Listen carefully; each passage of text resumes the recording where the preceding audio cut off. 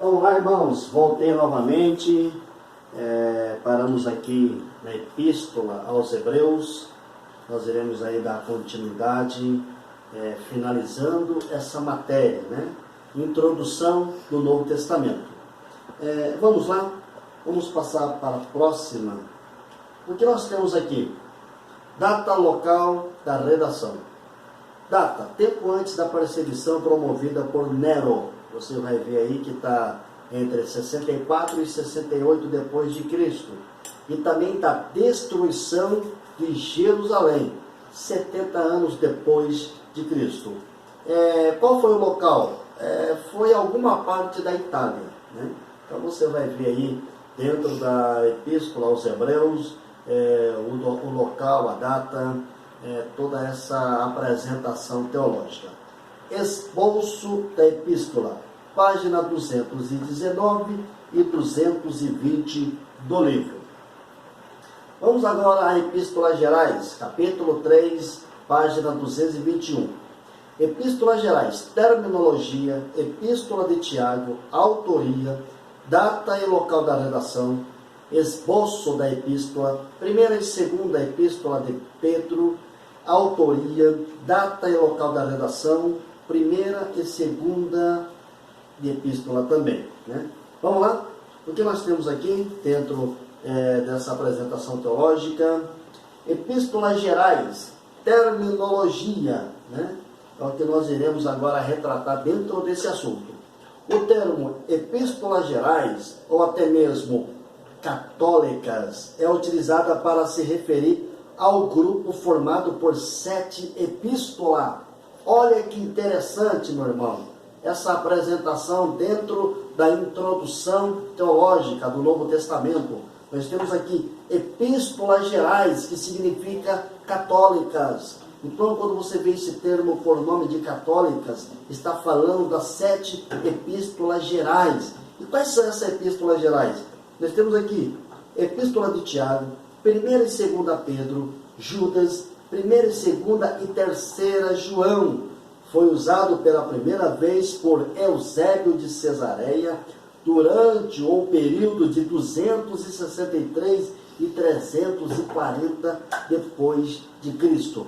Essas são as 7 epístolas, né, que nós estamos aqui argumentando dentro desse contexto, dentro dessa epístolas gerais, a terminologia. Indica que as obras incluídas nesse grupo foram endereçadas não a um grupo determinado de igreja ou pessoas, mas a todas as igrejas cristãs. Olha só, foi destinado a todas as igrejas cristãs, né? Não foi só para um grupo não, né? Então ela foi para todas as igrejas cristãs. Epístola de Tiago é considerada a mais prática das epístolas do Novo Testamento. Seu conteúdo visa orientar, lembra que nós falamos lá de antemão, né? Orientação, né?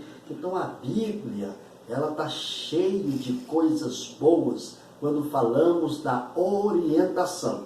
E qual foi a orientação, né, dentro dessa epístola? Primeiro, permanecer firme ante aprovações que punham sua fé à prova.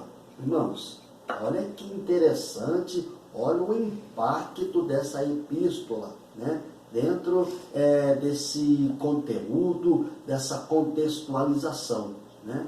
Nós temos aí a orientação de Tiago, a orientação dessa epístola, encorajando, né, diante as provas que vêm contra as nossas vidas. Então isso é fundamental, né, para qualquer um que serve a Cristo ser orientado por esta palavra, né? Ter ânimo, ter coragem, levantar, aguentar, suportar, porque a nossa vitória, ela vem do Senhor. Vamos para o próximo. Autoria. Nós temos aqui, o Novo Testamento apresenta 4 pessoas com o mesmo nome, né? A gente vê a epístola de Tiago, mas agora iremos falar de 4 pessoas com o mesmo nome. Temos aqui Tiago, um dos filhos de Zebedeu, não é o autor desse livro. Tiago, filho de Alfeu, também não. Tiago, pai de Judas, não o Iscariote, também não é esse o autor da epístola de Tiago. Mas quem é então o autor desse livro? O autor é Tiago, irmão do Senhor, o próprio irmão do Senhor que tem a autoria dessa carta, desse livro, dessa apresentação. Tá bom? Conseguiu assimilar essa apresentação dentro dessa autoria? Amém. Data e local da redação. Pode-se sugerir que a epístola tenha sido escrita antes de 62 depois de Cristo, ou seja, antes de Tiago ser martirizado. Lembra de Paulo aguardando, né? Aprisionado, aguardando o seu martírio? Nós temos aqui também Tiago, aguardando o seu martírio, e antes disso ele já tinha ele já fez essa composição dessa epístola, orientando os irmãos, orientando a permanecer na fé diante das provas. Até tem um texto, se eu não me engano, Tiago capítulo 1, versículo 12. Bem-aventurado é aquele que suporta com perseverança as provações. Olha só, meu irmão, olha só a intensidade, né? O impacto dessa orientação de Tiago, nos ensinando, transmitindo uma palavra de sustentabilidade. Então, bem-aventurado é você que suporta com perseverança as provações, porque depois de tudo isso, receberá a coroa da vitória. Que maravilha, né? Vamos lá. 49 ou 62 depois de Cristo, na cidade de Jerusalém. A gente tem aí o local da redação. Depois temos o esboço da epístola, página 225 e 226 do livro. Vamos para o próximo. Primeira e segunda epístola de Pedro, escrita por Pedro, a primeira e a segunda, são as únicas epístolas do Novo Testamento escrita por esse apóstolo, cada uma das quais com um propósito bem definido. Na primeira epístola, Pedro procura mostrar aos seus leitores a importância da salvação que Cristo aprova. Olha só, meus irmãos, ele está falando da aceitação, né? Poderíamos agora retratar até mesmo da soteriologia, né? A doutrina da salvação. E Pedro está afirmando, dentro desse conteúdo, a doutrina da salvação aceita por Cristo. Então, é interessante você analisar, fazer essa etimologia, essa investigação, dentro desse conteúdo que nós devemos procurar através da salvação de Cristo. E Pedro estava orientando os irmãos a entrar dentro dessa verdade, a seguir a salvação do nosso Senhor. E qual era o segundo propósito? Advertir os falsos ensinadores com suas heresias de engano. Primeiro ele fala da salvação, depois ele está advertindo, né?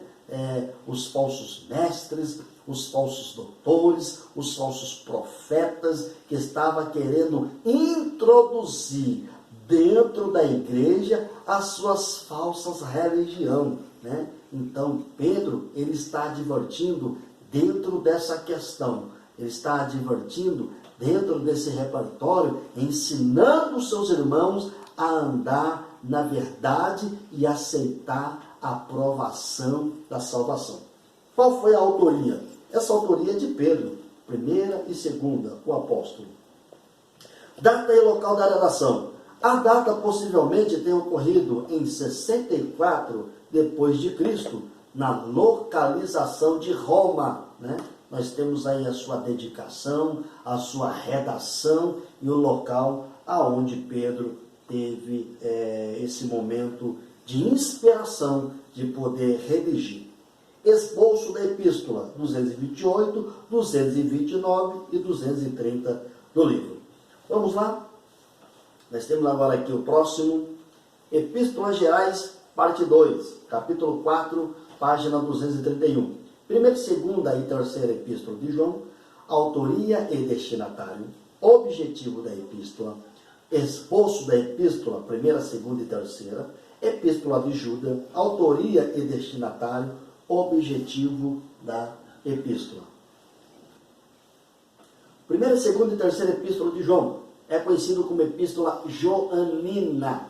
Todas as vezes quando você ouvir essa palavra, epístola joanina, você vai logo já detectar que a primeira, a segunda e a terceira epístola de João. E temos também o Evangelho de João e a carta que é das revelações, o Apocalipse, né? Que também faz parte dessa apresentação do livro de João, né? Que também teve essa autoria.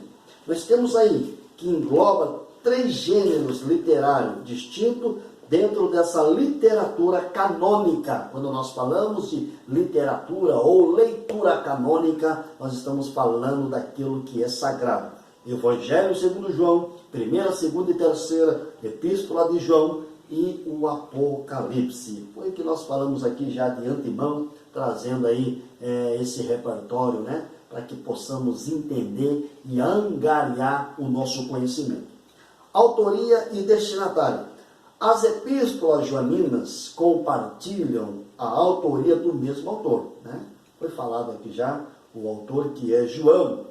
Agora, eu quero aqui trazer aqui uma especulação exegética, né? O que seria essa especulação exegética? É uma profundidade da ciência, ou até mesmo a etimologia, ou melhor, buscando o conhecimento, tentando fazer essa grande investigação.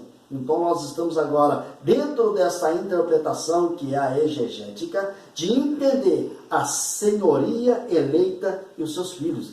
Ele usa esse termo, né? Agora, exegeticamente falando, ou melhor, a interpretação desse texto que João está dizendo é a senhoria eleita e os seus filhos. A senhoria é a igreja, e os filhos são os que servem a igreja, que estava sob a responsabilidade de pastor, que era Gaio. Então, Pedro, ele faz essa transmissão, usando essa simbologia desta palavra da senhoria eleita e os seus filhos, que estava sob a responsabilidade do pastor Gaio. E ele estava trazendo essa palavra de salvação e advertindo, porque a multiplicação dos falsos mestres, doutores, o gnosticismo estava crescendo e trazendo, introduzindo heresia dentro das igrejas.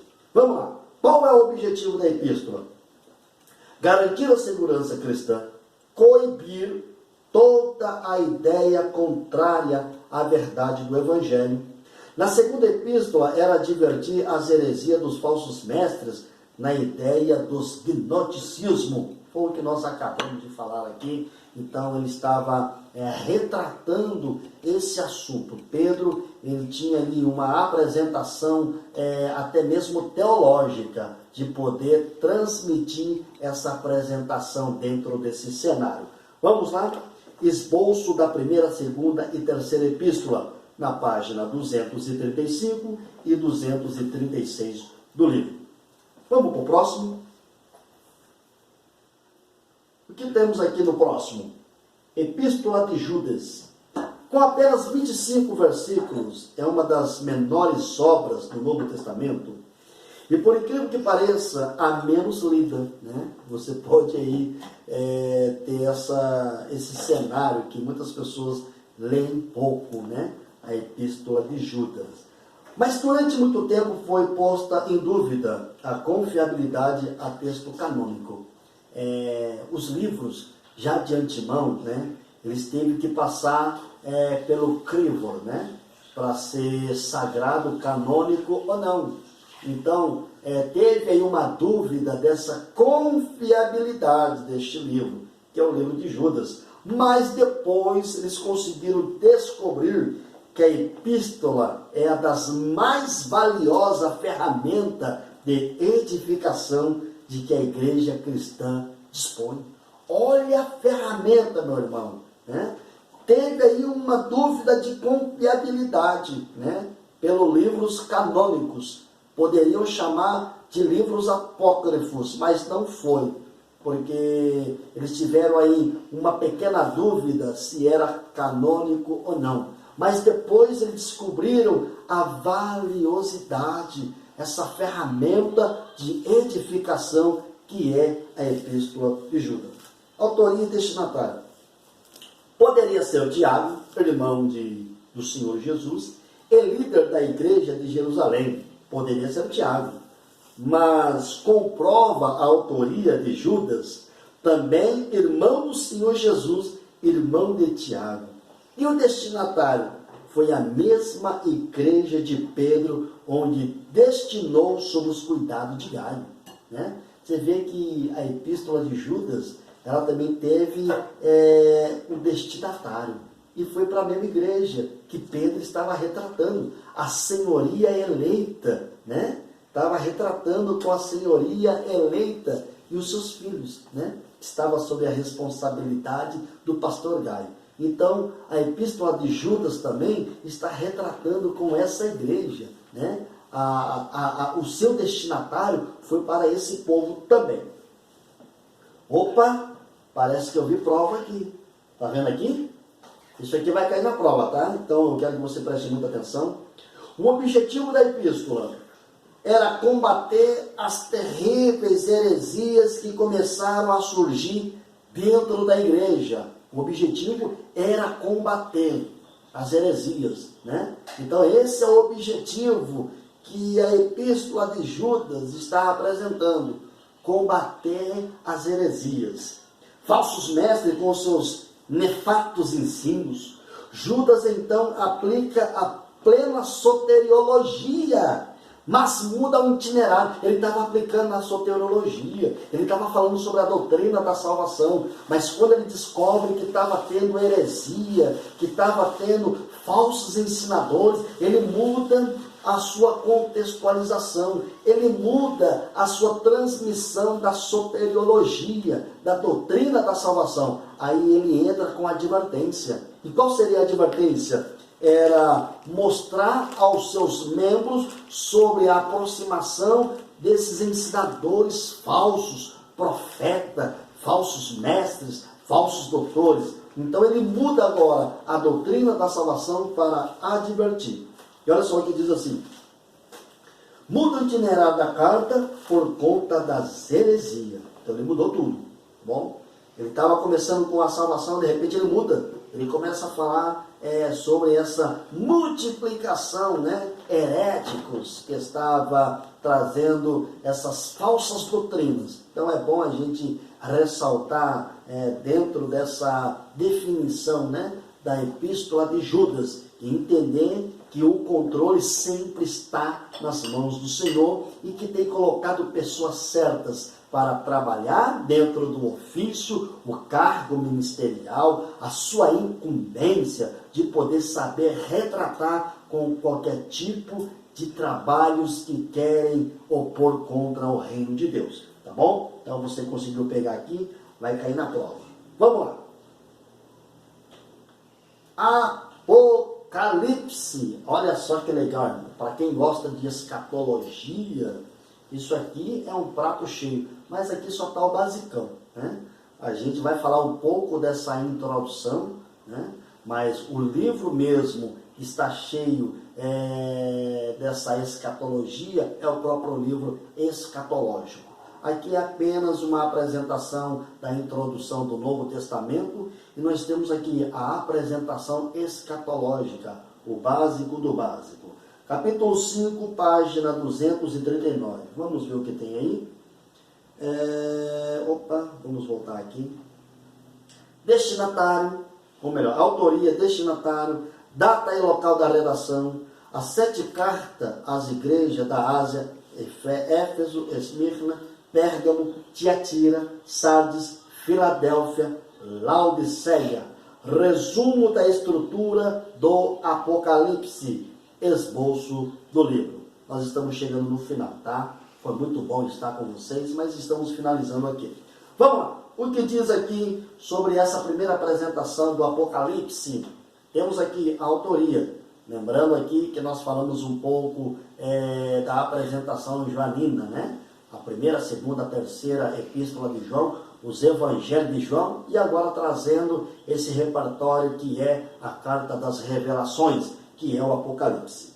A autoria é atribuída a João, o discípulo amado, que ao lado de Pedro e Tiago formava o quadro mais íntimo de Jesus e é o mesmo autor do Evangelho, como foi falado, 1ª, 2ª e 3ª João, e o Apocalipse. Então nós temos aqui a própria autoria de João, que também teve essa apresentação teológica.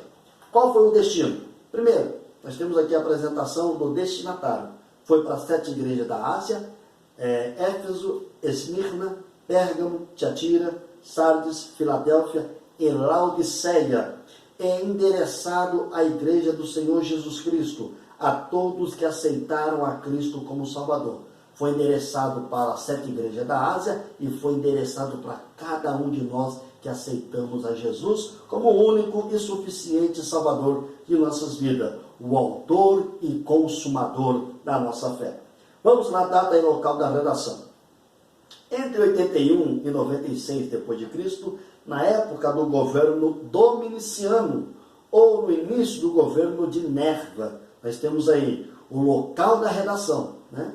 Pode-se dizer que poderia ser na ilha de Pátimo, né? Mas como ele conseguiria, dentro dessa cadeia, né? Dentro desse local, esse regime fechado, ter tinta para escrever, ter ali papiro ou até mesmo material para estar escrevendo dentro dessa apresentação? É o que nós iremos aqui argumentar agora. Possivelmente tenha sido na ilha de Pátimo, possivelmente, assunto teológico, aonde ficava os condenados, ou na cidade de Éfeso, onde pastoreou e faleceu. Então a gente tem a cidade de Éfeso e aonde João estava preso, que era na ilha de Pátimo. Depois da sua soltura, alguns teólogos afirmam que ele escreveu depois da sua soltura, né? E depois morreu. Então a gente tem aí controvérsia diante dessa apresentação teológica sobre a redação, aonde foi destinado a carta, a apresentação teológica. As 7 cartas à igreja da Ásia retrata fundamentalmente expressando todas as igrejas de Cristo em todos os tempos. As crises, sofrimento, as fraquezas, os valores e as esperanças. Olha só o que nós iremos agora falar sobre a carta do Apocalipse, retratando sobre esse quesito, sobre essa situação. E especialmente para quem tem ouvidos. Primeiro nós estamos falando para quem foi destinado, né? As igrejas e todos que aceitaram a Cristo como o seu único, suficiente Salvador. E depois nós estamos falando que é só para quem tem ouvidos que ouça o que Cristo está dizendo às igrejas. Olha só, irmãos, olha como está recheado dessa apresentação, desse movimento espiritual, né? Estava tratando João para quem pudesse ter ali, pudesse assimilar, né? Ter uma sensibilidade de poder ouvir a voz do Senhor Jesus, né? Quem tem ouvido, ouça o que o Espírito está dizendo às 7 igrejas da Ásia e a todos que aceitaram como o único e suficiente Salvador Jesus Cristo. O direito de comer da árvore da vida é o que está apresentando, é um resumo dessa apresentação do livro do Apocalipse, né? Ele fala, quem tem ouvidos ouça, ele fala do direito de comer da árvore da vida, fala que não sofrerá dano da segunda morte, né? A partir do momento que eu aceitei a Jesus como meu único e suficiente Salvador, né? A Bíblia diz assim, que toda língua confesse que Jesus Cristo é o Senhor para a glória de Deus Pai. Então, a partir do momento que eu participar das bodas, né? Participar desse grande evento, essa comunhão, né? Nós jamais sofreremos o dano da segunda morte. Isso é muito legal para quem tem ouvido, para quem está ouvindo a voz do Senhor. um novo nome escrito numa pedrinha branca. O seu nome vai ser mudado, tá? Você vai ter uma nova identidade, um novo nome escrito. Somente aquele que o recebe saberá o seu nome e vai ficar gravado nessa pedrinha branca. Receberá autoridade sobre as nações, vestes brancas, jamais terá o nome esquecido. É o que está dentro das 7 cartas às igrejas da Ásia.